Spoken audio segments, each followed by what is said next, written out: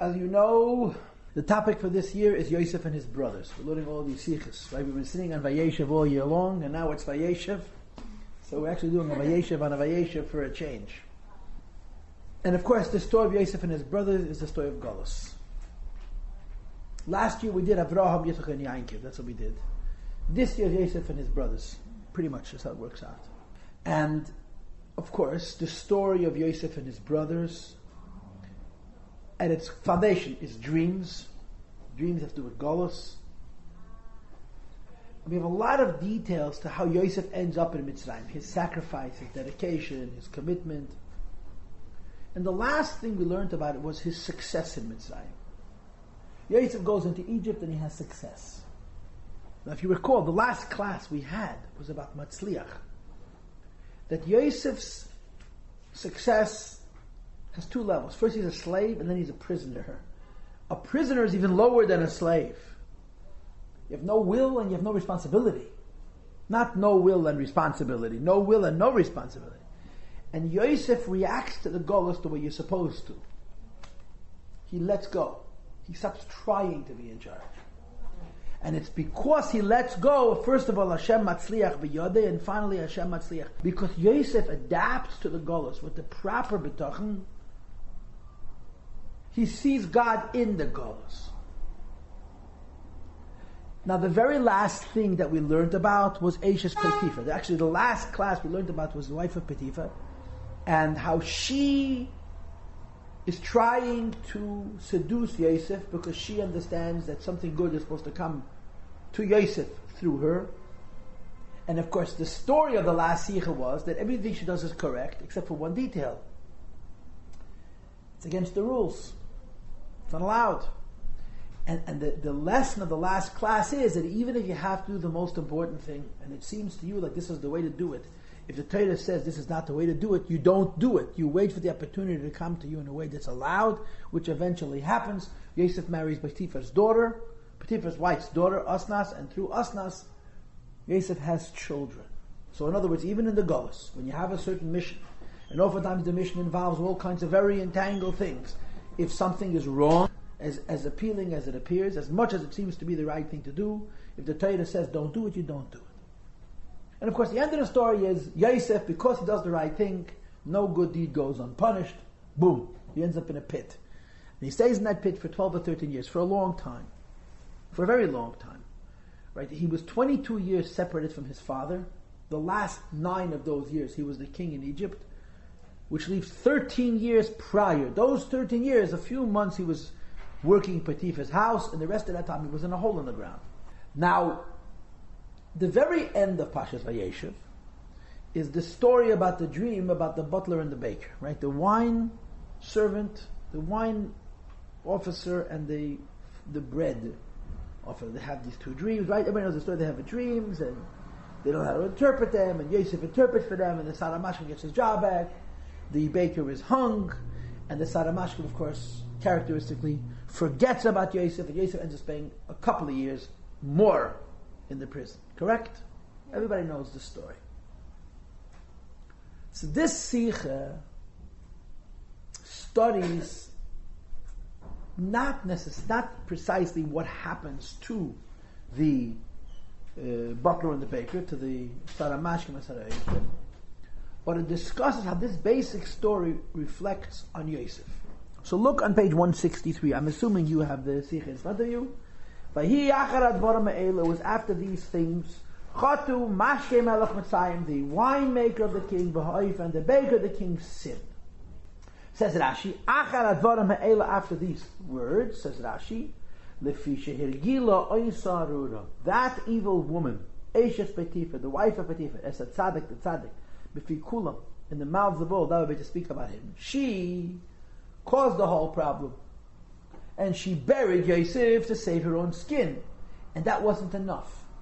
She piles it on. She goes around continuing to gossip.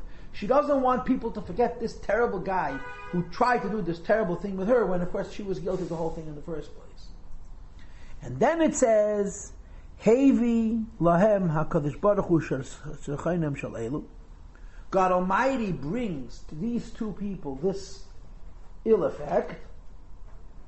that the gossip in Yerushalayim, that the talk on the street should go away from Yosef trying to seduce. To the crime, to the butler and the winemaker, the butler and the baker. V'leia love it, not to him. V'oid, last line of that paragraph, shetovei harvochel tzaddik aidem, through them the tzaddik is redeemed from prison. Now, without learning the Sikh, I think the question of the Rebbe is going to be quite obvious. When you learn Achar Advarim Ha'ela, isn't it kind of obvious that the winemaker and the baker are getting put in jail to get Yosef out of prison? Isn't it obvious? It's very obvious. And yet, Rashi only mentions it as a second interpretation. V'oid shetovei harvocha latzadik al yedeyim. And the question is, where did Rashi get this idea that Achar Advarim Ha'ela means that the wife of Potiphar has been talking about Yosef for 10 years? That's how much time passed between when Yosef was thrown in the pit and this Saramash and these two fellows were thrown in the pit. So Rashi says something very, very, very unlikely. That this woman would continue to badmouth Yosef, not for a day or two, for a week or two, a month or two, for 10 years. And after 10 years, the Abish wakes up and says, he's been gossiped about enough. Let them change the subject. He puts through other people in jail. Let the world gossip with them. Oh, and also, it'll help Yosef get out of prison. Which is how the word v'oid is interpreted. And also. So the Rebbe's questions are, whoa, what's wrong with common sense? Why would Rashi interpret Achar Advarim Ha'ela in a way which is really hard to understand? That she was gossiping about Yosef. Why would you gossip about Yosef? Why would you gossip about Yosef for so long? And the idea that somehow this is going to save Yosef at Tzaddik's life is an afterthought. It doesn't make any sense. You understand? It doesn't make any sense. The Rebbe's questions are very good. I agree with him. Ditto. You're correct. Okay? So there's an answer. And the answer, first of all, involves a pshat, and second of all, involves a chasidus. We're going to do both the pshat and the chasidus, but I'm sure you understand that we're really more interested in the chasidus than we are in the pshat. And the pshat is predicated on a very, very simple thing. What is the meaning of the word dvorim? Words. Okay. I'll say, count to 3, and you'll say again what you just said. 1, 2, 3, go. Words. Achar Advarim Ha'ela means after these events. Achar Advarim Ha'ela means after these words. Who's right?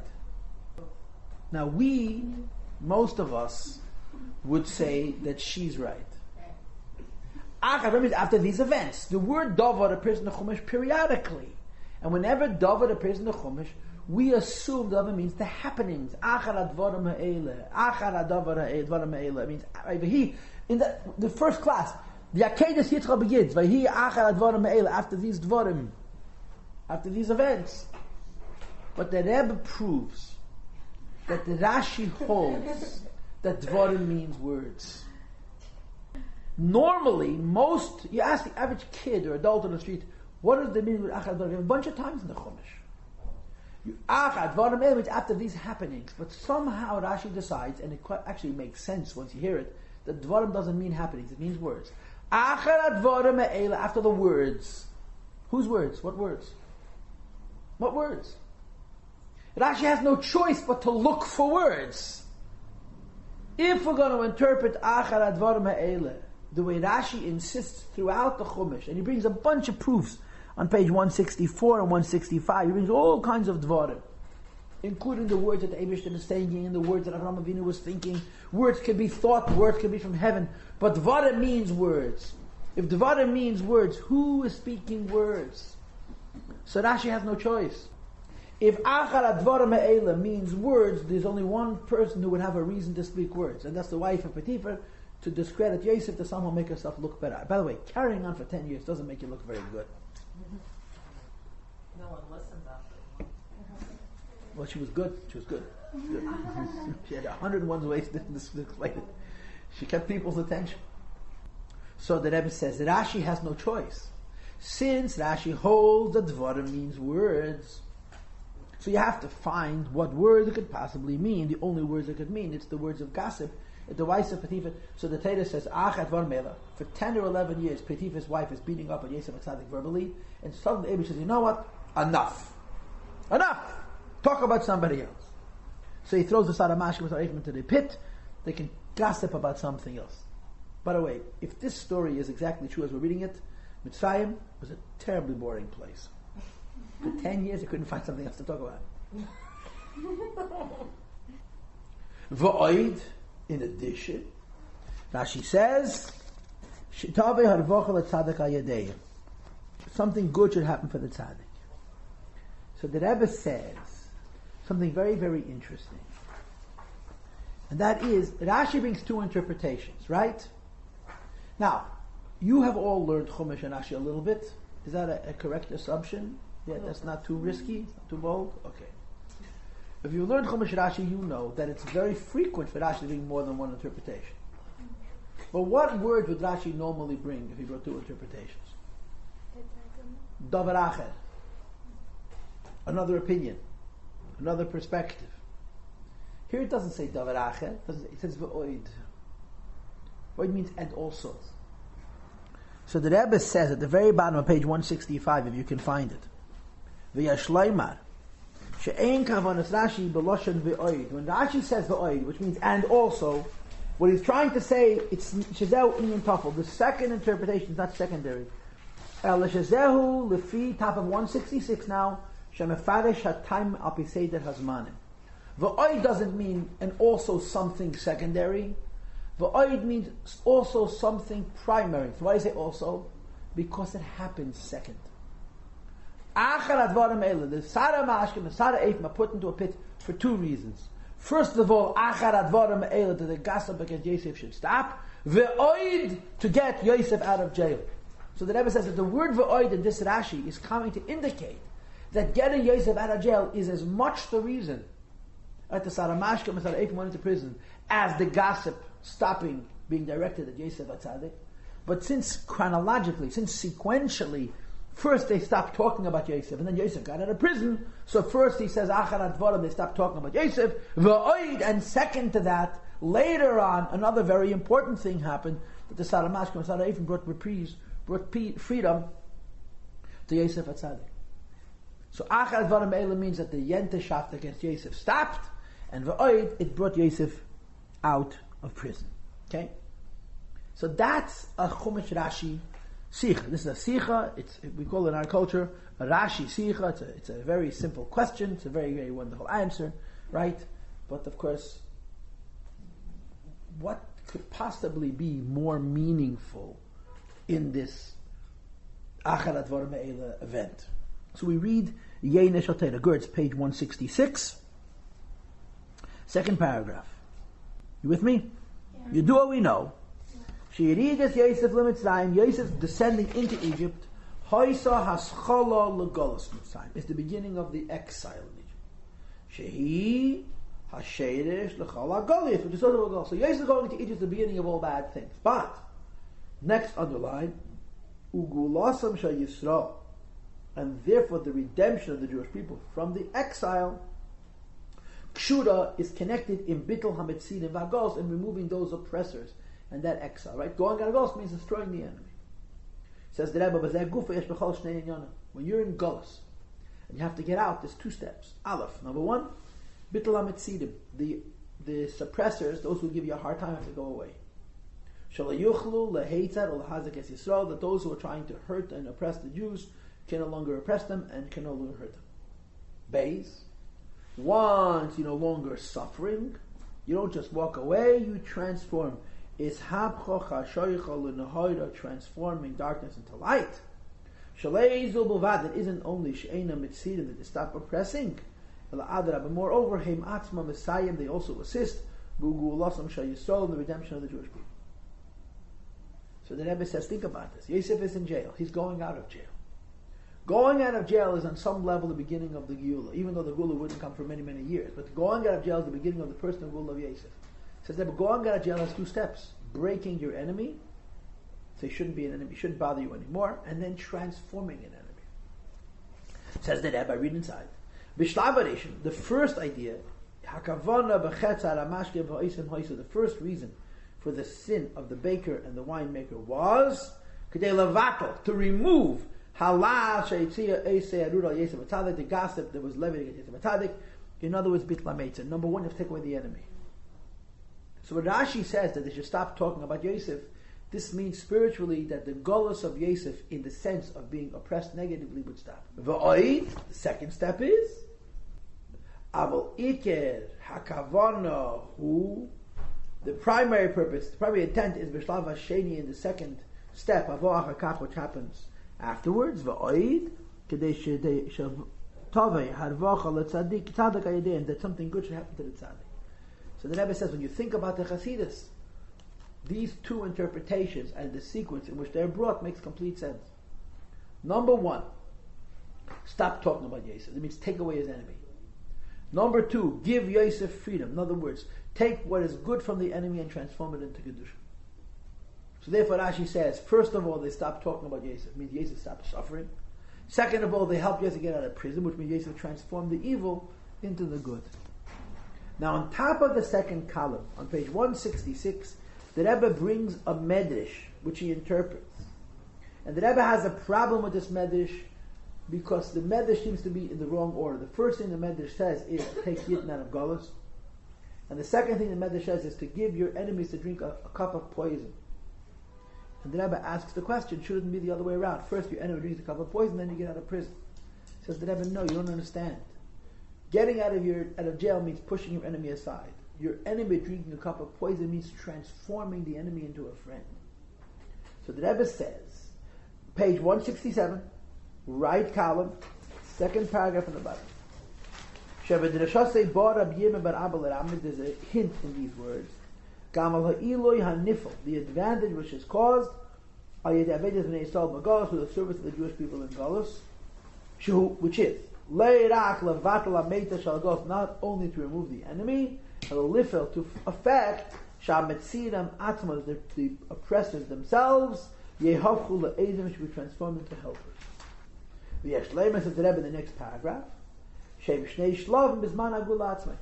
this idea that your enemies have to be pushed aside, and the later idea that your enemies have to become your friends, is two steps in the Gula itself. When the Gula first happens, there's war. What does it mean, war? There's an enemy has to be defeated. It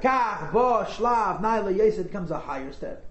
And what is the higher step? Not to defeat the enemy, but to correct the whole world. To serve God Almighty as one, and he brings the pasuk. Girls, the Rebbe has a wonderful sikha, a very important sikha actually, where the Rebbe explores the Rambam's Mashiach. It's very, very involved. But there's something about it which is really, really weird, I think. He divides Mashiach into 4 sections and he brings proofs. Section number 1 is Mashiach's personal service of God. Section number 2 is Mashiach's effect on the Jewish people. Sections number 3 and 4 is Mashiach's effects on Goyim. Now what's odd about that? Mashiach has 2 things for Goyim and only 1 thing for Yid. Shouldn't it be the other way around? You understand? Mashiach's own personal religious life, his own individual identity as a Jew. And the last one? Goyim. 2 steps in Mashiach's influence on Goyim. What's the difference? In the 3rd step, Mashiach fights with Goyim. In the 4th step, he educates Goyim. In the 3rd step, he breaks them. In the 2nd step, he transforms them. Says the Rebbe, the story of the Saramashkim, as Rashi interprets it, first of all, stop gossiping. Break the klip. Second of all, transform. Get something good out of it. And that's the Acharat Dvarim Me'ela. Yosef is about to go out of Galus. Now, Yosef going out of Galus is by no means an end of Galus. The Galus is first going to begin. But Yosef is going to be the vizier. He's going to be powerful. Yosef is going to be free. In taking Yosef out of Galus, first of all, shut the negative down. Shutting the negative down is breaking the klip. Once the negative has been shut down, the negative can then be transformed. And that's the 2nd step. The first step is she should stop speaking gossip. In other words, break the pressure that the guy puts on the Yid and Galus with force. And the 2nd step is the Saramashkim, Sara'ifim go into jail. And their experience in jail is transformed into a blessing for Yosef HaTzadik, which means you're not just quieting the non-Jew, you're transforming. You're not just fighting with him, you're educating him. And that's what the Rebbe says in this Sikh. And accordingly, the Rebbe says, if you look on page 167, the second column, the second big paragraph, it says V'zeu Magdim, which explains the Medrash. First of all, First of all, Jews have to be redeemed. Second of all, Lifnei Higiyah Zman Hashom Mitzrayim Lishtes Kesat Harela, Egypt has to drink a cup of not so pleasant, or not pleasant at all. And of course, the Rebbe's question is, shouldn't it be the other way around? First, your enemies are punished, and then you're redeemed. Says the Rebbe, no. Ki Batchila Ba'a. The first step is that what comes, Gulas Anshal Yisrael, the redemption of the Jewish people, Megolas HaMalchis, from the enslavement amongst the nations. By breaking the oppressor. And afterwards, you come to the second step, that the kingdom themselves are transformed, which is similar to the two ideas found by Yosef and Rashi. First, you stop speaking bad about Yosef HaTzadik, and then something good comes from Yosef HaTzadik himself. So, what did we learn? Why did we learn the Sicha? We learned the Sicha because in this Sicha we're learning a story about Yosef HaTzadik that says that before Yosef was taken out of jail, the attention had to be drawn away from Yosef HaTzadik. And the Rebbe's message is that in going out of Galus, there are two steps. First, you quiet the enemy, and then you transform the enemy. And if I may give a lesson, right, we often think in very, very psychological terms. And when we think in psychological terms, the operative idea is to fix. You have to fix me, fix this, fix that, fix the other guy, fix the other person, whatever it is. So it says, number one, you got to stop the problem. Then you'll fix. You have an issue, you have an emotional issue, you have a psychological issue. Don't analyze it. Stop it. Stop it. What's no good has to be stopped. End the behavior. End the excuses. It's a dirty word in America, but it's not a dirty word in Hebrew. Kabbalah sale. After you stop it, you transform it. But first you stop it. That's the message of the Sicha. Yosef is going out of Galus. Number one, you have to stop the pressure of the Galus. Then you can redeem the Galus. Okay?